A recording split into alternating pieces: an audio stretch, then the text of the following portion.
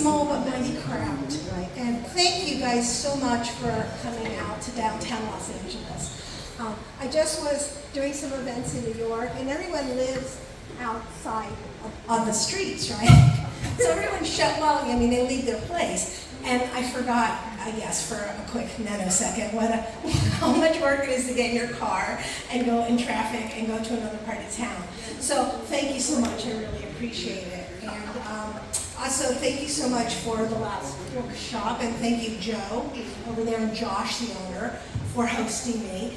And it's sort of apropos, it's called the Last Bookstore, and this is the last book tour event on the first section of the tour. Maybe there'll be more to come. So, and I mean, this place is amazing, right? Yeah. Like it's like really cool. So I really wanted to do an event down here.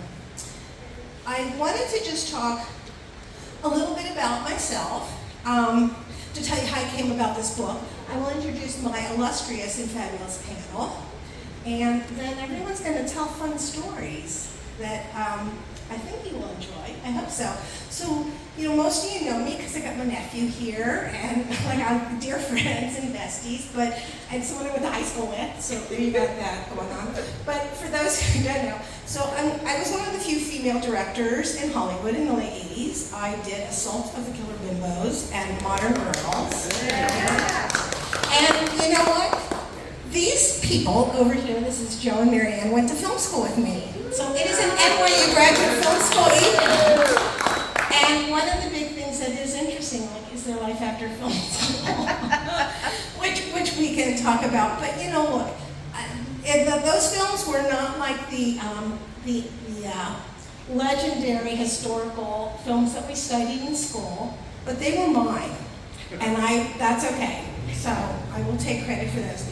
What happened was I had wanted, this book took about 6 years to write, and one of the things that I wanted to do, and we have Andy Licht, who's one of the producers and has been around for a while earlier in my career. Thank you for coming.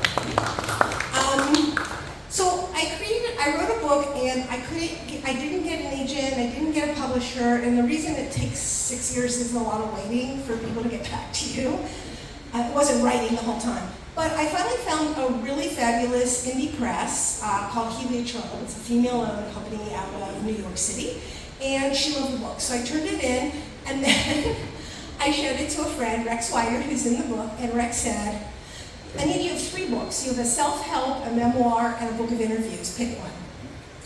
And I was like, interesting. So I did. I picked one. I picked interviews. So it is a book of interviews, and everyone had such amazing stories and insights to share with me. I just wasn't expecting it. And I sort of sat down with, am I like talking?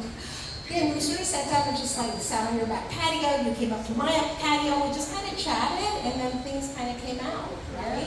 Which was kind of interesting. So one of the things I also wanted to talk about is because I had learned so much about the movie business. I mean, it's called the movie business. It's a business. And even though I was in it for 14 years, and there's some stories in the book of I didn't want to leave, but there just weren't opportunities. And Maryann will talk a little bit about, because she's become uber successful, but as a female in the industry, there just weren't, weren't as many opportunities as I was hoping for. So one of the things is, everything I learned about growing 2 lifestyle businesses that I grew afterwards, which was a hand-painted furniture business, and my current career for 25 years is feng shui and Chinese astrology. So that's what I've been doing. But what I did is, everything I learned about running a business, I learned from the movie business. So I've divided the book up into sections, and the first is writer. So we've got writers. If you don't write something, you don't have anything that's down. We have a photographer that has in the audience today who has one of the photos in the book from Ann Beats, who's got the first chapter in the book. She was one of the first writers of Saturday Night Live, and her chapter is really fun. Then you have producers. Producers, if you don't have the money, then you can't make a project. Then you have directors. Directors have the vision. You have actors, and like today we are actors because we're up here performing. And then crew, and I found out that most of the people I knew were crew. And the crew is everything. If you don't have people doing all of the other jobs, then you don't have a project. So that's kind of how it was divided up into. I want to introduce my feminist table. And first to my right is one of my dearest friends and gal pals from NYU, and this is Maryann Brandon. And Maryann, so I'm just going to actually cut a little bit just because I want to be impressive to myself that I know her. But she's the queen of action films. This lady has edited Star Trek Into Darkness, Mission Impossible 3, Star Wars Rise of Skywalker, Super 8, How to Train Your Dragon, Kung Fu Panda 2, Passengers Venom 1 and 2, and that's just a small list. And Star Trek. Oh, Star Trek? 2 Star Treks. 2 Star Treks. I know. And she is sort of J.J. Abrams' secret weapon, but she also does her own projects. It's not always J.J.'s stuff. And one of the things that was fun so we were in film school together, and Joe was a year ahead of us. Yes. And one of the things, I mean, am I remembering correctly, but you were invited back the second year, and only us 2 girls were invited back the second year. Is that true, or is that just my imagination? That is true. I think some women drop. You have a microphone. Microphone yourself up. Okay, got it. Some women were dropped out, and some women weren't invited back. So yes, I think there was one more. I think Laura Kavanaugh. Laura Kavanaugh. No. Laura Kavanaugh. So. Wasn't it the 3rd year? Or is that 3rd year? I don't know. So Anyway, it's me and Maryann against what we were in school with. We'll drop a name. Spike Lee was in our class. Ernest Dickerson has a chapter in the book, and he was in our class. yes, and Ang Lee was in a class below us, and Jim Jarmusch was 1 year ahead of Joe, and Sarah Driver was 1 year ahead of you. DeCilio. So all the really interesting filmmakers in New York at that time were kind of moving in and out of film school. But so my thesis film was called Bachelorette Pad. It had Barbie dolls that came to life. And Maryann was my one-person crew because no one wanted to work on my girly movie. So she shot it and held the boom. I mean, maybe we had a sound guy, but I remember you holding the boom and the camera, and you did everything. And you know what? I moved out here, and it was it was bought by Universal Studios and developed as an ABC sitcom. It didn't go any further than that, but poo on those guys who didn't want to be in the film.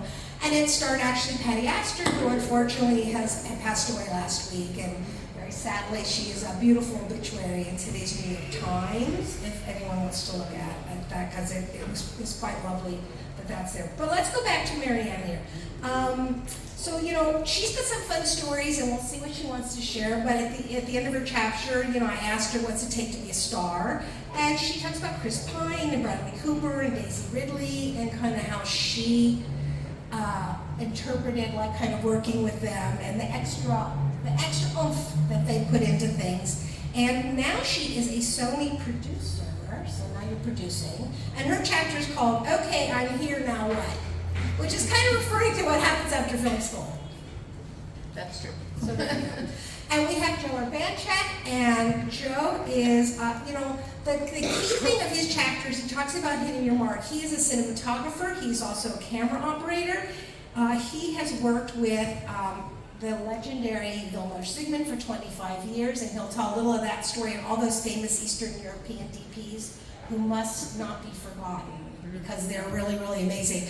But I love the idea of hitting your mark, because if you don't hit your mark, you're not in focus, and you won't be lit, and no one sees you. So if you can take that conceptually, because we have some actresses in the group, I mean, it's the same in life, right? People have to see you. And I love this Joan Crawford quote. I always show up on time and hit my mark. So that was kind of neat. He has over 100 credits. He has focused his lens on Hollywood greats like Jack Nicholson and Two Jakes and Crossing Guard, Josh Hartnett and Scarlett Johansson and Black Dahlia, Eddie Murphy, Walter Matthau. And he has requested that at the end, when he finishes talking, that he'll open it up to questions because every other event I've had no questions. So we will attempt to do that. Let me see if I can, you know, one thing that I wanted to do is I hadn't been reading any of the chapters, and I was in New York and I was among all these literary people, and they all have to read a chapter, which I thought was interesting, so I gave it a shot.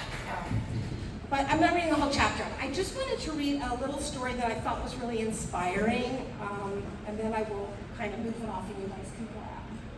Let me see if I can hold a microphone and a thing. So one of the, everybody who's in the book is working, and so I had to juggle all my panels, and I thank both of them for coming in because this was not the original panel down here. But Michael Uslan was supposed to come down here. Michael has a lovely chapter. He bought the rights to Batman, and he owns everything Batman. And so he is the host today of the TCM, the Turner Classics, the Turner Classic movie things at the Grove, and so he couldn't come. But what he talks about is intellectual property. So, and everyone here knows what that means and how important it is, right? So he was he was my first boss out of film school, and I came to work with him because my family said, well, our eye doctor's sister is married to a guy who might have something to do with the movie business, and so that is how I got my first job. And he really impressed upon me intellectual property and how important it is. So this is a little bit from Michael Uslan. I was a comic book geek growing up. My mom said I learned to read from comic books when I was 4.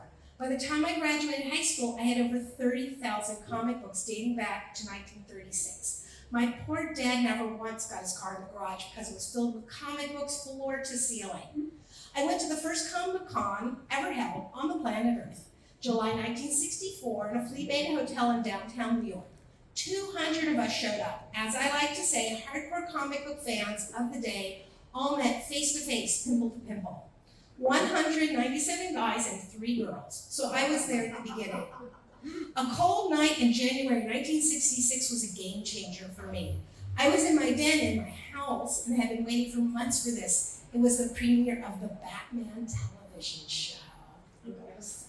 You live near the Batcave, too. Yes, we do. I was so excited. The show comes on. The animation looks cool. Wow, it's in color. The car is cool. And then it hits me. They're playing Batman as a joke. Tomorrow the whole world is going to be laughing at Batman. As a hardcore Batman comic book fan, that just killed me. I made a little vow that night in my den, which I compared to young Bruce Wayne's vow that he made, except he made his over the bloody body of his parents in the street, and my parents were safe in the kitchen. I said, somehow, someday, I am going to show the whole world the true Batman, the creature of the night that stalks deranged criminals from the shadows. And I'm going to find a way to wipe out from the collective consciousness of the world culture these 3 damn words: pow, zap, wham. So, and then a little bit just to follow up on that. So when I went to Mr. Saul Harrison, who is now president of DC Comics, and had mentioned me in the comic book business and said, Saul, I want to buy the rights to Batman and make these dark, serious movies. I want to show the world the true Batman. His jaw dropped. For God's sake, Michael, don't do this. I don't want to see you lose your money. Don't you understand that when Batman went off the air on TV, it killed the brand? Nobody's interested in Batman anymore. I responded, yeah, but what if we do it in a dark and serious way? Nobody's ever seen a movie about a superhero that way. It would be a new form of entertainment. October 3rd, 1979, we bought the rights to Batman. You have to start with the IP. This is the universal truth. Content is king. The people who own the content, they're the ones getting the money, and the content is continually getting out there. Intellectual property is the material upon which your project is based. It could be a book, an original screenplay, a comic book, a graphic novel, or a play. There's so many different things it could be, even an article you read about in the newspaper. It's the underlining literary property. IP is the most valuable. To have acquired the rights to Batman when I was in my 20s, set up the rest of my career, and turned out to be my life story and my entire journey. So that is interesting. Get out there and get your friggin' IP cooking. That's all I gotta say. Okay, so tell that story about how you're out of school and then you're like working in the little nook and cranny thing. Oh, how I got Comic my book first. fans of the day. Oh, Face to face. I mean, I had no idea, first of all, I have no idea how I ended up in film So I was school. there at the beginning. all I knew was that I liked movies. I love movies. Movies saved my life. I would come home from school as a child, turn on the $1 million movie, whatever it was, I watched it. I must have seen those movies thousands of times.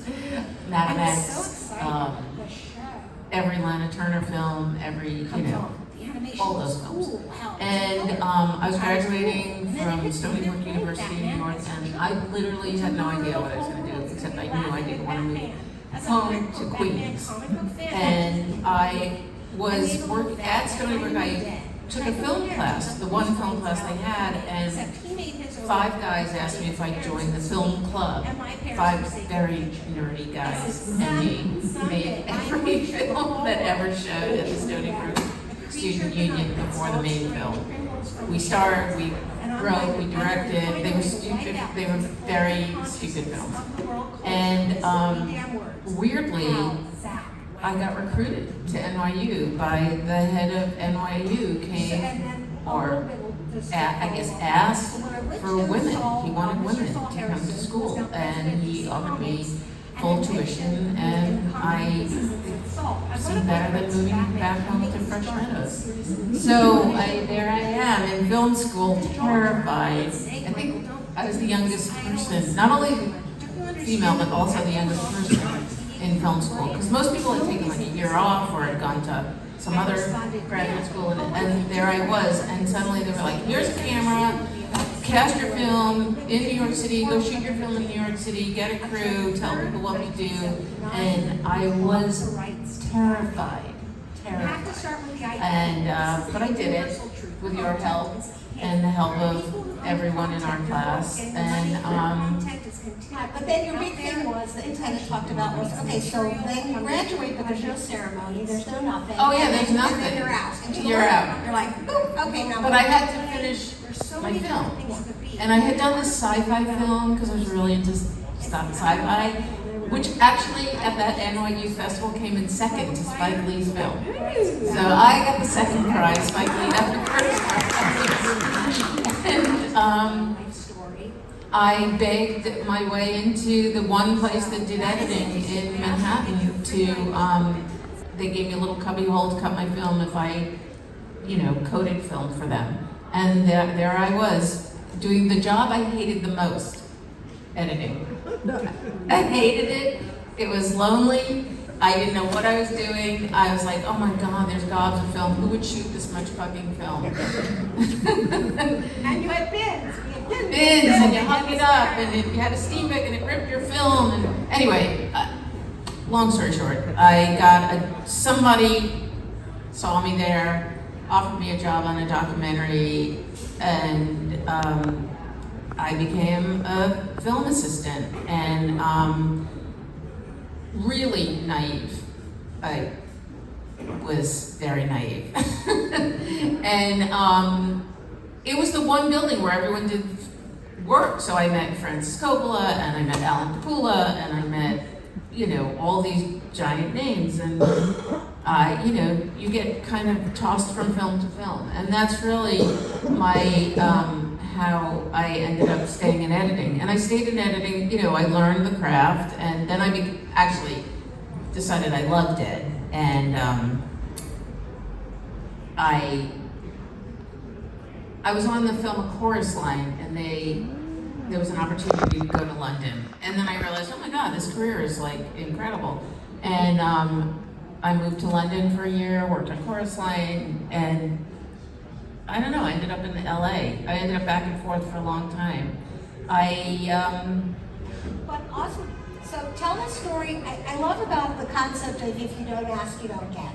Oh, that's true. And that was kind of a big part of, you did a TED Talk kind of about that from working on Alias, but what's So the whole gist of that is that lesson? I think partly it was from being naive, and partly it was from maybe I'm missing some part of my brain. I just kept asking for things. I just asked to cut scenes. I asked because I didn't realize how other people didn't do that. And I was quite serious about it, so you know, if you don't ask for it, you don't get it. And then, Well, you said you were working on Alias. see, I can't remember anything now. Okay, she was working on, here's her story. She was working on Alias and Oh, shooting it.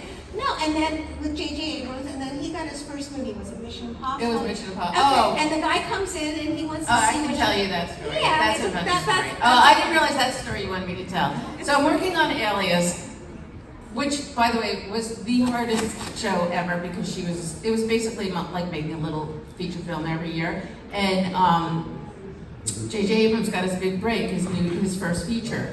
And this guy comes into my room, a very established film editor, Steve Rosenberg, and he said to me, "Oh, I just had an interview with J.J. and he's going to, I'm going to cut his film." And I just saw red. I just completely just was like, I can't hear he kept talking and I thought, I can't hear anything you're saying. I gotta go. And I got my stuff and I walked out. And then the next day I ran into JJ in the parking lot and I just stopped him and I said, "Hey, dude, listen. This guy came to me yesterday and he said he's going to cut your next film, but how can he cut your next film when I'm supposed to cut your next film? I've been sitting there slaving away for 3 years on this bloody show that's so hard, I can't even imagine there's anything harder in the world to do. So, no, you have to let me cut your first feature because this would be completely unfair and unheard of." And he just looked at me like, "What is wrong with you?" And I said, "I just want to cut your first feature." And he said, "Okay." Well, he didn't know you wanted. He didn't know you wanted a job. Well, obviously, I mean, he said, well, that was an excuse. I think he was like, "Well, I had to, it's my first feature, I have to, the producer's gonna have to approve you," and I was like, we'll get all that done. That's not the issue. The issue is you have to actually want me to do it. Like, you can't just, it's that old thing. You just can't ignore me. I worked hard for this. And, he worked hard for it too. And I think, yes, maybe he didn't realize, but he should have realized. Yeah. So it was like, no, we're gonna all do this together, or we're not doing it at all. Like, you're not doing it without me. Ballsy girls. So, that's my story. Well, I'm sorry. No, but one last thing that I liked that was at the end, which I'll remind you of the story because you obviously didn't do your I've done homework so many. before your I'm thing. sorry. I was in New Orleans yesterday. You were in New Orleans, what? I was in New Orleans yesterday. Oh, okay. So, all right. Well, she flew in for this. I did. But I was asking you about star quality, and I love the fact that there were a few people that you were mentioning that would come in and sit and want to learn about editing. Oh, yeah. And that was smart of them. So tell us that. So Alias was a really big deal for me, and obviously for Bradley Cooper, and obviously for Jennifer Garner. So I think we all kind of approached it the same way. And Bradley Cooper and Jennifer both said to me that they would like to sit in the cutting room and learn what I do. And most editors are like, "No, you can't, it's a private thing." But I was like, "Sure, come on in, sit or ask me anything you want." And it was great because I learned from them what their intent was when they were acting, and they learned from me what I thought was important. And it's really, I will say this, it's really served me over the years, and maybe this applies for every business.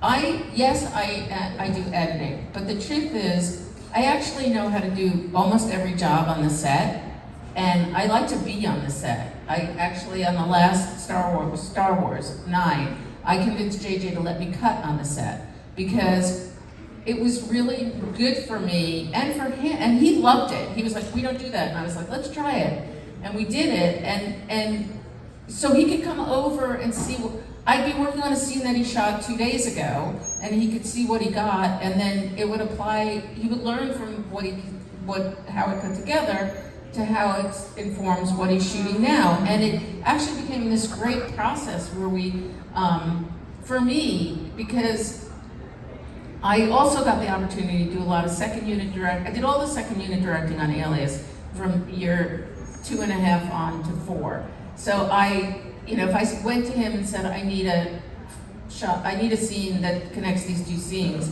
he would give me a camera and a crew and say, "Go shoot this in the wherever you want to shoot it, we'll arrange to have it shot. And it was really like a great experience for me.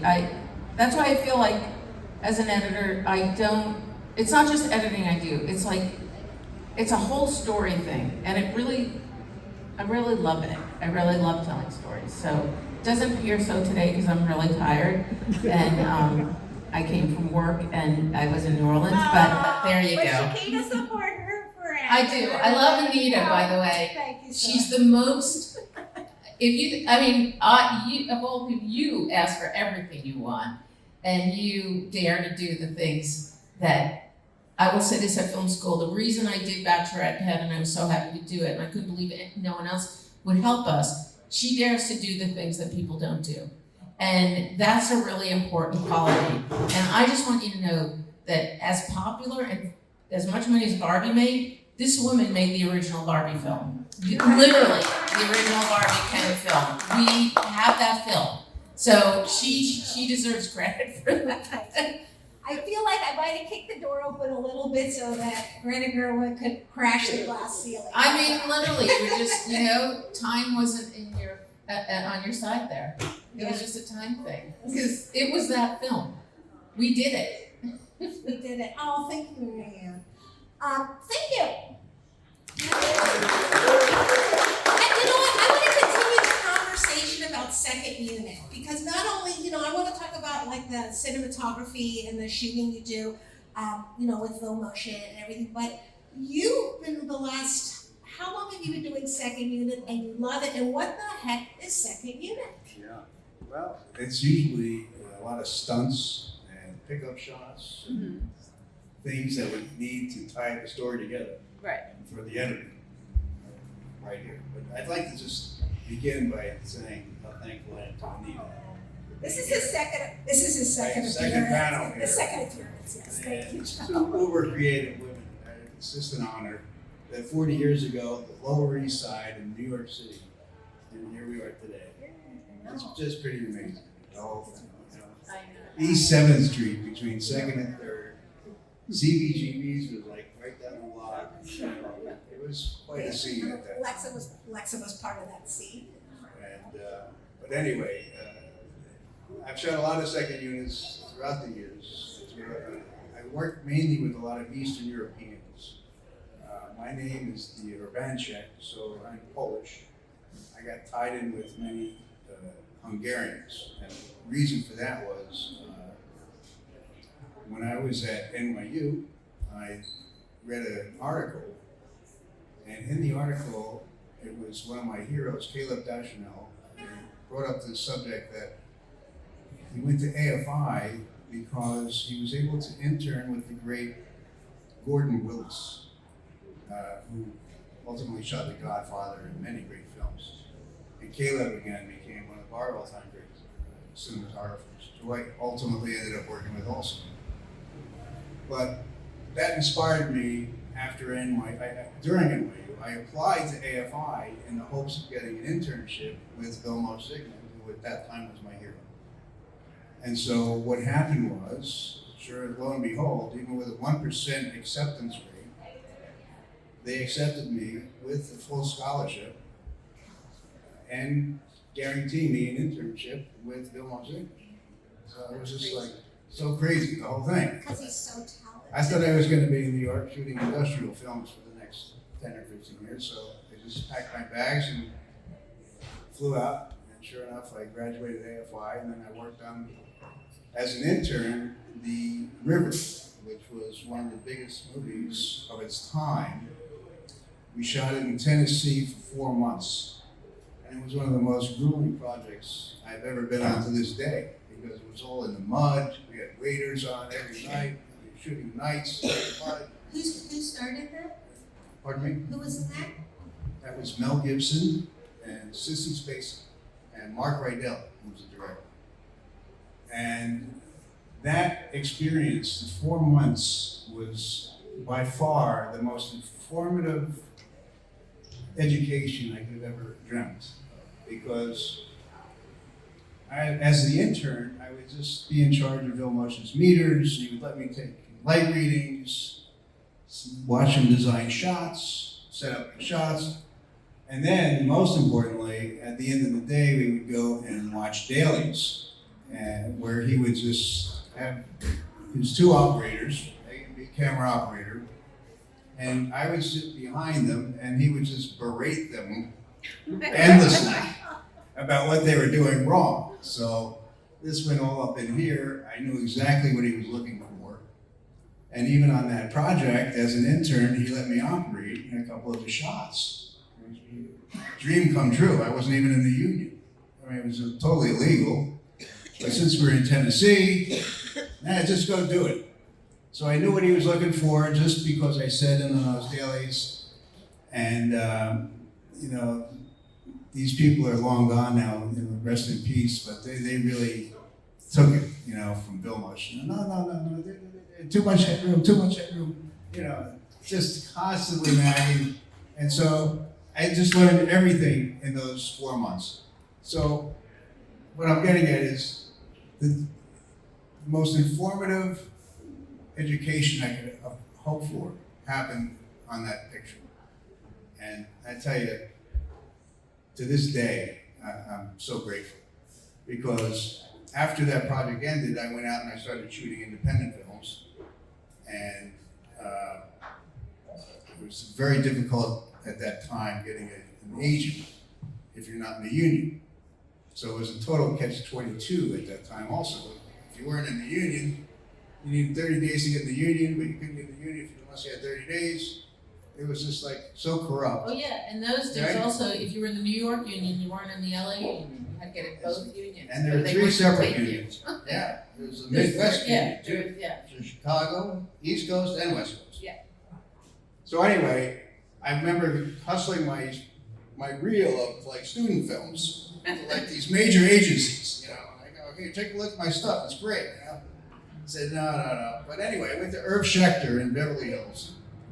And I'll never forget, he'd say, well, we're not interested, but, there's this one girl who's kind of like trying to take guys who are not in the union and hustle their work. And sure enough, she did that for me. Ended up getting 2 features, ended up shooting a movie called Pride Wilderness, which was a Bigfoot movie. And then I shot the Bangles movie, the girl from the Bangles, All-Nighter, with Susanna Hoffs. Then she got me Tales from the Dark Side, the series. And then she comes up to me and says, sorry, Joe, I've had it with this business. I'm done. You're on your own. I was shattered. So I called Vilmos and I said, Vilmos, here's the story. My agent just left. I'm not in the union. What do you think? What should I be doing? He goes, why don't you just hold off for now? I'll get you in the union, and you'll become my operator. You'll become my eyes. Wow. And you did that for 25 years, And you were then his 25 eyes. years. Wow. And it was on and off, obviously, because he would farm me out when he wanted to take a break. He said, well, why don't you go work with my friend Laszlo Kovacs, or Lajos Koltai, or Conrad Hall.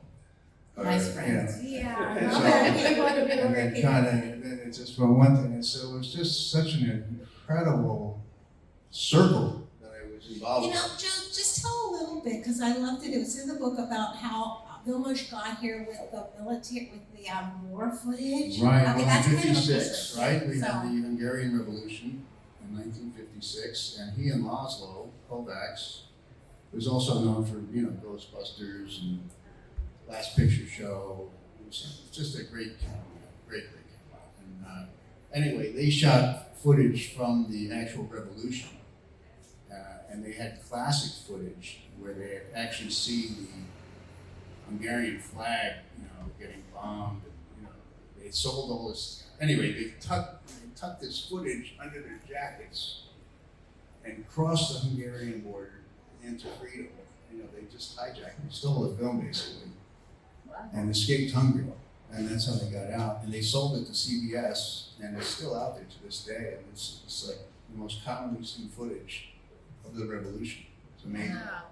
I mean, they're just people's journeys, whether it's, Maryann's journey to where she's now with many more pieces to the puzzle, and Joe's is just, it's fascinating, and there's a lot of lovely, like, kind of, you just said to me, like the book, because it was bullet points, and it was, what were you saying? I'm saying I like the format of short chapters, and like you get all these names that you can pull from, like these are the lessons I think you should know about. And that, thank you, because that's kind of what I was going for. And then Joe, I mean, is there anything you want to add, or do you want to do the questioning thing, or did you? Well, I just, again, I just wanted to add that I'm sure Maryann can relate to this, is the phrase that pressure is a privilege. And as an operator, the director's not going to want to hear, oh, sorry, I cut their head off when they were sitting down, and you have to go again. So you have to adapt to the pressure every day, especially if it's Jack Nicholson, whoever, Scarlett Johansson, no matter who you're dealing with. You got to get it right. I mean, Yeah, that's true. I mean, what I do now mostly at the moment, actually I'm at Netflix, where I do a lot of consulting, and they'll give me a film that they're gonna put out on their server, and I make copious notes and send them to the filmmakers. And I find that you have to be nice and say it in a nice way, but I do find honest, direct criticism is the way to go. Is make it really. It's hard to tell filmmakers that their film isn't working or whatever, and that's my job. But it's very gratifying when I can help make a film work better or see it come to life. And I think any film that's made is honestly a group effort. It really is. It takes them all. It takes a village. No question about it. And the other thing I want to add is, I remember when I was at AFI, I remember going to UCLA and seeing another one of my heroes, Conrad Hall, who I ultimately ended up working with. And he had a question and answer period like this, kind of format. And they said, Connie, do you ever get nervous before a show, before you start a new movie? And he actually said point blank, he said, sometimes I can't even sleep. I go without sleep the day before a big show. And he's so filled with adrenaline and water. I feel like that every time I start. Every time I have to look at a movie, I'm like, I have no idea. Right. I literally don't know what I'm doing. And then I just coming here. like coming here. I have no idea what I'm doing. And It's like when you're a hero, right? Yeah, and then you're there. And then you're suddenly there in the same boat. And what I wanted to add is that I use a form of meditation that helps me and has helped me for 25 years. I do take my time. I come early to the set and I get my 10 minutes of meditation in before I go on to any set. And it really settles me, and that's how I attack it. And I recommend it to anyone feeling the pressure, feeling the heat. It's true. The name of your Settling. chapter, let's find it. Actually, that's the name of your chapter, Joe. Meditation, take the heat. I don't know, take the heat. Yeah. Get out of the kitchen. It's called Finding Your Zen Puts You in the Zone. There you go. This chapter. Which you wouldn't think that such a macho camera guy like Joe would do that, but I love that. I appreciate it. It's important. So. Well, it's gotten me to this one, so. Yes. Do you have anything you wanna? Maybe we could open it up. Yeah. I reminded him, oh, hey, Haley, it's the family show. Okay. So we'll take a few questions from the crowd. Anyone have? Yes. I have a question for Maryann, actually. I'm really interested in how it feels like more and more movie making is moving into the post world with the CGI and now AI coming in. And it's already, Gary Marshall said that he thought 25% of the movie was the script, 25% was the shoot, and 50% was the edit. So I'm just wondering if you agree with those numbers and if you think they're changing as we go more and more post-tape. I totally agree with that. In the last couple films, I cannot tell you how many things I've changed in post. I can't tell you how much I've done with CGI. I make it up. On Star Wars, there sometimes be a scene with two people, a green screen, and we can put anything we want in it. In fact, it was really fascinating because we learned between Star Wars The Force Awakens and 9, the Return of Skywalker, we learned that at the end of every scene, we would shoot an empty frame of the same move. So the camera would move through the scene as if the actors were there, but they're not there.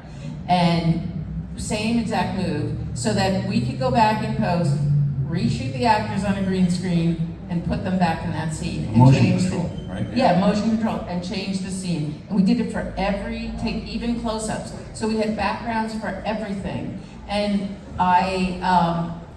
at first I was like, oh my God, I cannot take the possibilities. My brain's gonna just explode.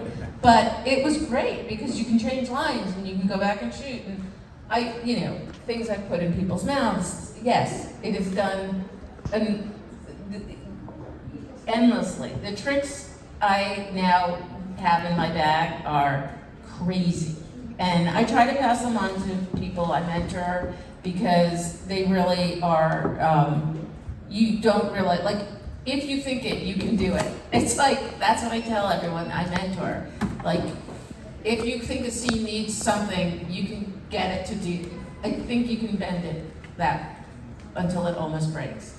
But I love that. I also did a year, not intending to, accidentally ended up doing How to Train Your Dragon, the animated film, the first one. I got brought in to do a consult on it, and I ended up staying a year because they redid the entire film. But it was fascinating. It was like making a film backwards. Wow. So you sat in a room and said, okay, these are the shots I want, and then people would go off and draw them, and then bring them back, and then you'd record them and try it, and if it didn't work, you redid it. And so it was like, I kept saying to everyone, this is like backwards filmmaking. I'm literally saying what I want it to be at the end of the day, and you're making those shots for me. And it was fascinating. It taught me so much, but yes, that is what it's become. It's no longer, like you watch old movies, the shots are long, they don't cut, the people say their lines, I barely. And it is interesting. Yeah, and now it's cut. Yeah, we learned the master close-up. We did That was from it. Beta, but Beta vodka. now it's like, I want a scene to speed up, and I will ask the cameraman to shoot, like, just shoot me something going through the frame, like that, and I'll put it in, and it'll create speed. And there's so much of that now. And the other thing I will say, it used to be you'd watch dailies, and that was great, and I learned endless amounts from directors and DPs. No one watches dailies anymore. There's not enough time in your life to watch dailies. Just not even one day of dailies. No, we used to work 6-day weeks on location and then watch dailies. I mean, You can't now. it's unbelievable. There's 3 units out there, and they endlessly never shut off the camera. There So, you go. It is a crazy life. It's definitely changed. Oh my God. Yeah. All right, anybody else have a question? Annie? Where can we watch your Barbie movie? Oh, you know what? It's on my website, on my YouTube channel, Bachelorette Pad. Yeah, we had Jimmy Picker was a guy who had won an Academy Award for animation, and he animated these for like Barbie dolls. And we had a disco scene at Club the Grill, and so we had real people dancing, but then the extras were Barbies, and then we had like macho G.I. Joe because there weren't really any Kens. Remember, was one Ken, so we machoed up a G.I. Joe, and he was dancing as the dancing. I think we had a giant disco ball, which was probably this big, but it looked really big. And we had the Dream Vet sports cars. So like in the long shot, they were in the Dream Vet sports car. But the close up, we had the 2 girls driving with a cardboard cutout, very much like a romance comic, with a hair dryer blowing. And the thing is, it was in the sound. Like we didn't even think about it. So we've got the hair dryer and the light, and then I think my hand went like this past the light, so that it looked like they were driving. See a shadow? By the way, all things I've passed on to J.J. Abrams. Yeah. Oh my God, I didn't even know that. Yeah. All things. We had leaves going like That across. was so fun. And then we had thought bubbles, and so we didn't have any money. So when Patty was like doing a thought bubble like cartoon, we just scotch taped like a foam core like thought bubble on her shoulder. So it looked like she was sort of thinking that. I know the things that you do in film school. And they're done on big films as well. Wow. Yeah. See, I haven't been in the business in so long, I didn't even know this. Oh, It's yeah. all passed me by. Nope, we do those tricks all the time. And we'll do one more question. Does anybody else have anything? What were each of your favorite projects and what made them particularly special? Joe. Oh, wow. Great question. It's a long list of projects. But, for me personally, I did a picture called Playing by Heart. And not many people are familiar with it. But it's one of these ensemble casts. It's Angelina Jolie, Dennis Quaid, Natasha Kinski, Sean Connery. The cast is just mind-boggling. And it's a low-budget film, and they all did it for scale. But it's some of my proudest work. And the original working title was called Dancing About Architecture. And then they got wise and just changed it to Playing by Heart. But it's got a wonderful soundtrack and beautifully shot. And I'm proud of my work. That's my personal favorite. And I also like my second unit work on 51st Dates. I'll say that. I have a question for Maryann, actually. I'm really interested in how it feels like more and more movie making is moving into the post world with the CGI and how AI coming in. And it's already, Gary Marshall said that he thought 25% of the movie was the script, 25% was the shoot, and 50% was the edit. So I'm just wondering if you agree with those numbers and if you think they're changing as we go more and more post making. I totally agree with that. In the last couple of films, I cannot tell you how many things I've changed in post. I can't tell you how much I've done with CGI. I make it up. On Star Wars, there would sometimes be a scene with two people, a green screen, and we can put anything we want in it.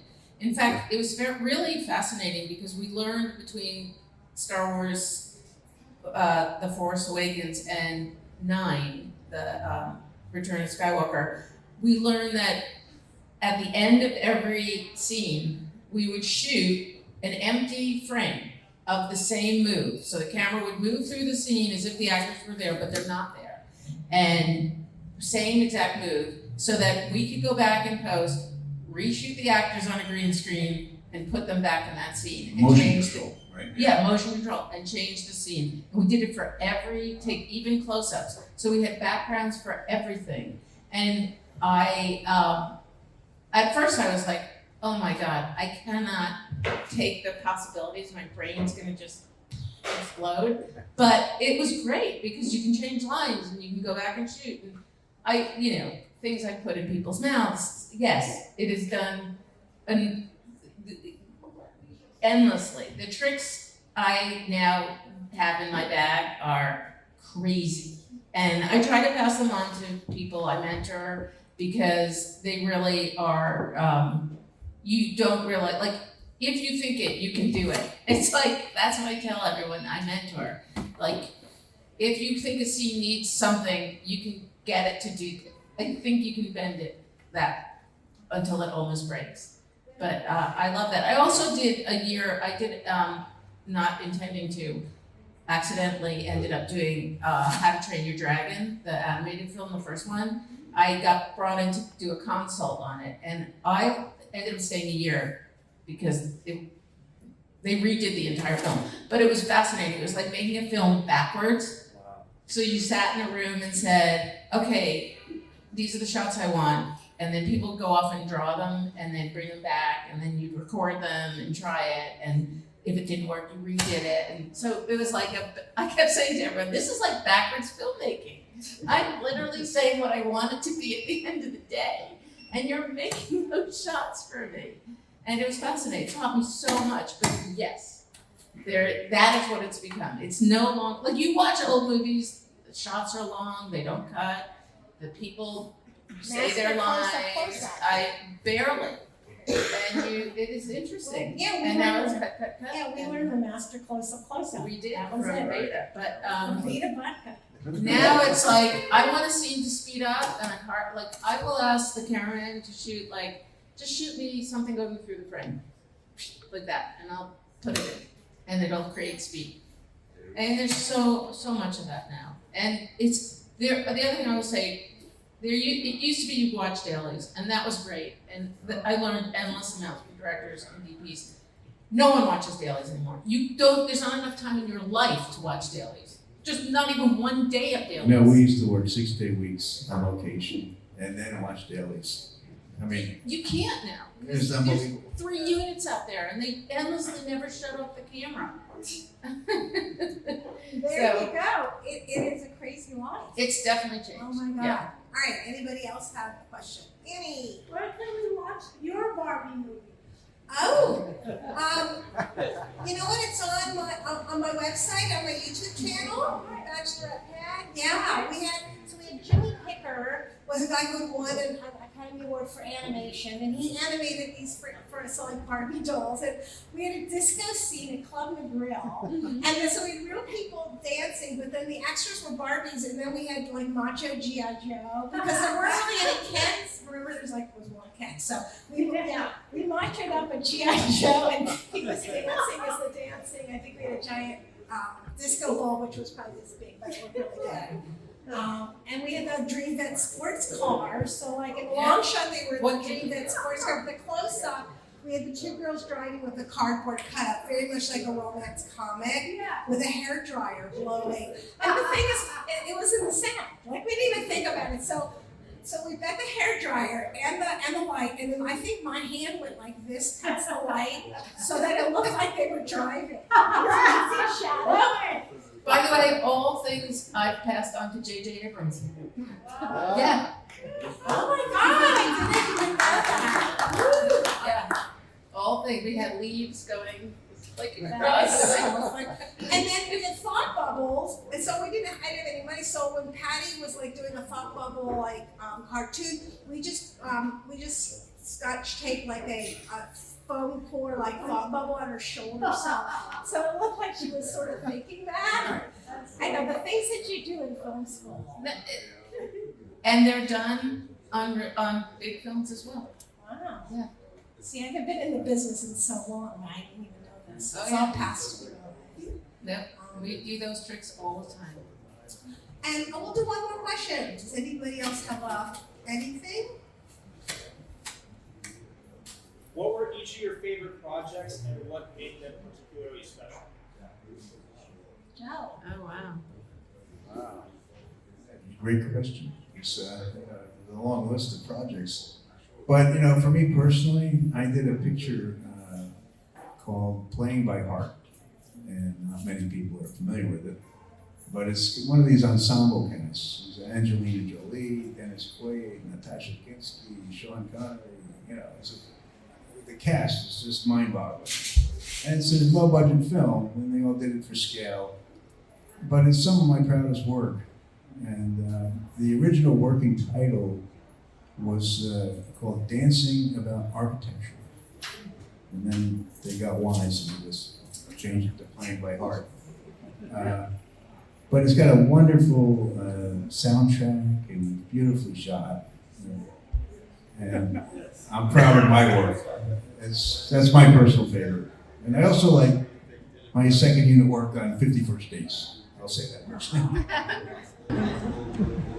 For me, of course, doing Star Wars Force Awakens was, I have to say that, because it was an amazing, I was a Star Wars, huge sci-fi fan, Star Wars fan when I was growing up. Just to work with that cast and with that, to be part of that project was absolutely amazing. And so much work and so much responsibility to the fans, and it was just a really fantastic experience for me. But I will say later on, years later, I got a call from Adam Driver at one point when I was skiing in Tahoe, and he said, "Maryann, do you remember me? It's Adam." And I was like, "Adam who?" And he goes, "The Driver." And I was like, "Adam Driver? Yeah, I think I remember. Did you play the bad guy?" And he wanted me to help him. He had done this film and it's not a very good film, but called 65 for Sony. And he said, I need your help. Help me, the film, I need your help to make the film better. And I ended up working with him for a year. We rewrote scenes, we got them to give us money to shoot. He was on board, he came to my house, I drank martinis with him. It was such a great experience. We ended up going to Ireland and shooting, and we just had such a great time. And to have someone like that just be so, he wanted it to be good so badly. And you know, obviously he was the star of the film, and I get, of course he had to, but it was just amazing to work with someone who was just that dedicated to, you know, to be a part of. And it was really fun. Really fun. Telling the studio no when they were saying, don't do this, and I'd be like, no, you know, see that 6'3" guy over there? That's the person you're gonna have to say no to. Because for me, I'm just gonna do what we told you we're gonna do. So that's my answer. Well, I haven't done that many movies, unfortunately. 14 years I only got to really do 2 features. But Assault of the Killer Bimbos, because it was my directorial debut. And we shot in the Mojave Desert, and it was a hoot. It was really fun. One of the things that I wanted to tell everyone sort of as a wrap up, when you get a copy of the book, the bonus, exclusive bonus in the back, you guys have to do this. It took me a year to figure it out. If you scan the QR code, it will, and you give it your birthday information, it will plot your Chinese astrology chart. This is what I do for a living, and so it'll plot your, well, you see, you didn't even know, it'll plot your Botsi chart, and then you get a PDF, and it's going to tell you your main characteristics, the hat you wear in business, how you make money. It's just going to give you, I mean, the whole point of the book really is lessons from Hollywood and how to be a star in whatever it is that you're doing. So I wanted to add that as my sort of special bonus. And you can like plot your family members and people you're working with. And if you're having problems with somebody that you're working with, you can look and see who they are, what they're all about, and then how you handle them. And I think, yes? I have a question for you. Yeah. Is there a section of the book, a page, a paragraph that you would like to read to us, or is there something that is the core, the essence of the book that you would like to share with us? No.